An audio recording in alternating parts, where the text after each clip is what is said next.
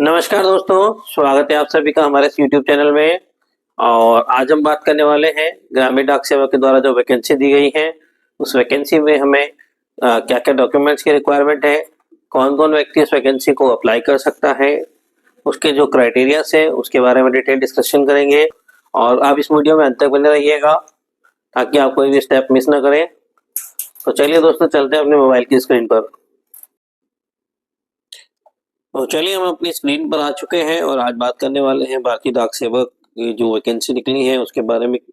आपको पूरी detail description दिया जाएगा और उसकी पूरी जानकारी आपको बताई जाएगी कि उसमें क्या-क्या रिक्वायरमेंट है डॉक्यूमेंट्स की, और कौन सी डेट से कौन सी डेट तक ये फॉर्म फिल किए जा रहे हैं और इसको कौन-कौन व्यक्ति फिल कर सकता है। तो हम अगर यहाँ पर बात करने वाले हैं कि टोटल जो पदों की संख्या दी गई है 21,413 पद टोटल दिए गए हैं और इन पदों के लिए आप वैकेंसी अपने नियर बाय क्षेत्र के लिए इसको फिल कर सकते हैं। तो 3 तरह के पद इसमें दिए गए हैं। पहला जो पद आपके सामने नज़र आ रहा है ब्रांच पोस्ट मास्टर का है। उसके बाद दूसरा जो पद दिया गया है असिस्टेंट ब्रांच पोस्ट मास्टर का है और तीसरा डाक सेवक का पद है। तो तीनों पद आप अपने नियर बाय क्षेत्र के लिए भरना चाहते हैं। अगर आप अपने क्षेत्र से नहीं जाना चाहते तो आप वहाँ के लिए इसको अप्लाई कर सकते हैं। और इसमें जो फिल करने की डेट आ चुकी है। 10 फरवरी से ऑनलाइन फॉर्म स्टार्ट हो चुका है और 3 मार्च इसकी लास्ट डेट होगी। 3 मार्च के बाद इस फॉर्म को फिल कर नहीं कर सकते हैं। हाँ, अगर एक चीज़ ज़रूर है, अगर किसी वजह से हमारा फॉर्म गलत हुआ है तो 6 से लेकर 8 मार्च तक हम इसके अंदर कोई भी करेक्शन कर सकते हैं। करेक्शन की डेट 2 दिन के लिए है, 6 तारीख से लेकर 8 मार्च के लिए दी गई है। उस दौरान अगर हमें लगता है कि हमारे फॉर्म में कोई भी मिस्टेक हुई थी या हमें कुछ करेक्शन कराना है तो हम यहाँ पर करवा सकते हैं। और आवेदन का शुल्क आपके सामने आया है। तो सामान्य ओबीसी कैटेगरी के लिए 100 रुपये दिया गया है और एससी एसटी और फिजिकल हैंडीकैप्ड के लिए कोई भी शुल्क नहीं दिया गया है।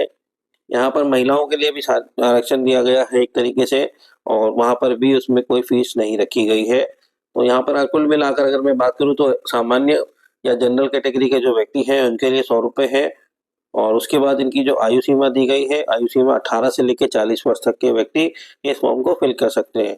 जी हाँ, तो इसमें ये चीज़ ज़रूर ध्यान रखिएगा कि अगर आपकी एज 18 प्लस है और आपकी एज मैक्सिमम 40 साल तक होनी चाहिए और तो आप इस फॉर्म को फिल कर सकते हैं। और कुछ रिलैक्सेशन भी यहाँ पर दिए गए जो हम आगे आपको बात करने वाले हैं कि अगर आपकी एज 40 से ऊपर चली गई है तो किस-किस कैटेगरी के अंदर हम आपको यहाँ पर रिलैक्सेशन दे सकते हैं। तो अगर मैं बात करूँ यहाँ पर तो कुछ कैटेगरी इस तरीके से आपके सामने आ रही है। शेड्यूल कास्ट की अगर बात करूँ एससी एसटी की, तो एससी एसटी में 5 साल का रिलैक्सेशन दिया गया है, ओबीसी में 3 साल का रिलैक्सेशन दिया गया है और कोई व्यक्ति अगर फिजिकल हैंडीकैप्ड है, पीडब्ल्यूडी में आता है, उसके पास पीडब्ल्यूडी का सर्टिफिकेट है तो 10 साल का रिलैक्सेशन भी दिया गया है। अगर कोई व्यक्ति ओबीसी कैटेगरी से है और वो पीडब्ल्यूडी कैटेगरी के साथ भी आता है तो वो 13 साल तक भी आपका रिलैक्सेशन है अपर एज लिमिट के अंदर। तो यहाँ पर दोस्तों आप देख पा रहे हैं सामने आपके स्क्रीन पर ये एज रिलैक्सेशन दिया गया है।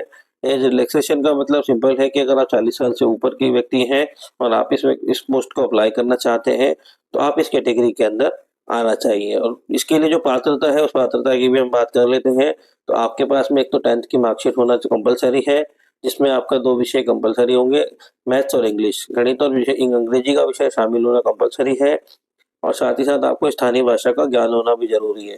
तो स्थानीय भाषा का मतलब ये है कि आपको हिंदी की नॉलेज होना चाहिए, हिंदी जानकारी आना चाहिए क्योंकि आपको लोगों से वार्तालाप करना होगा यहाँ पर।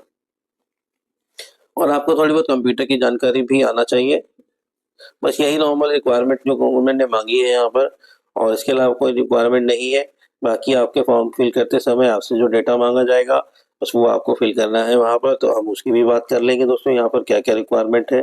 बाकी अभी आपके पास में 10th में ये जो वैकेंसी दी हुई है ये मेरिट के आधार पर ली जाएगी, इसमें कोई भी एग्जाम देने की ज़रूरत नहीं है। ये जो ज़रूर ध्यान रखिएगा यहाँ पर। डॉक्यूमेंट की बात कर लेते हैं कि हमें आवेदन कैसे करना है, क्या-क्या डॉक्यूमेंट की रिक्वायरमेंट है यहाँ पर। तो सबसे पहले अगर मैं बात करूँ तो हमारे पास में आधार कार्ड पर जो मोबाइल नंबर हमारा लगा हुआ है उस पर हमारे आधार से ओटीपी आएगा, तो वो मोबाइल नंबर हमारे पास होना चाहिए। हमारे पास में ईमेल आईडी होना चाहिए, उस ईमेल आईडी पर भी हमारा एक ओटीपी आएगा और आधार कार्ड हमारे पास होना चाहिए। 10th की मार्कशीट हमारे पास होना चाहिए। हमारे पास एक पासपोर्ट फ़ोटो होना चाहिए जिसका मैक्सिमम साइज़ 50 केबी तक हो और हमें पेपर पे सिग्नेचर अगर करते हैं तो सिग्नेचर का जो साइज होगा वो भी 20 KB तक अपलोड होगा। और अगर हमारे पास कास्ट सर्टिफिकेट है तो वो भी हमें रिक्वायरमेंट होगा अगर हम किसी कास्ट कैटेगरी का बेनिफिट उठाना चाहते हैं। तो दोस्तों ये सारे डॉक्यूमेंट हमें यहाँ पर कलेक्ट कर लेने हैं फॉर्म फिल करने से पहले। और ये सारे डॉक्यूमेंट हमें यहाँ पे कलेक्ट करने के बाद हमें फॉर्म फिल करना है। और फॉर्म फिल करते समय जरूर ध्यान रखिएगा कि जब फॉर्म आपका कंप्लीट हो जाए तो उसका एक प्रिंट आउट जरूर ले लीजिएगा, क्योंकि प्रिंट आउट लेने के बाद ये सारे डॉक्यूमेंट जब आपको सबमिट करने होंगे तब आपको फॉर्म का प्रिंट आउट भी जमा करा। तो इसका आवेदन करने के लिए हमें इसकी ऑफिशियल वेबसाइट पर जाना होगा और ऑफिशियल वेबसाइट हमने अपने बायो के लिंक में भी दिया हुआ है। और मैं आपको बता देता हूँ official website India post GDSonline.gov.in पर जाकर भी आप इसको क्लिक करके ऑनलाइन फॉर्म फिल कर सकते हैं या नियर बाय सेंटर पर जाकर भी आप इसे फिल करवा सकते हैं। तो चलिए दोस्तों, अगर आपको हमारी वीडियो अच्छी लगी हो तो हमारे चैनल को लाइक और चैनल को सब्सक्राइब कीजिएगा और मिलते हैं अगली वीडियो में। Thank you.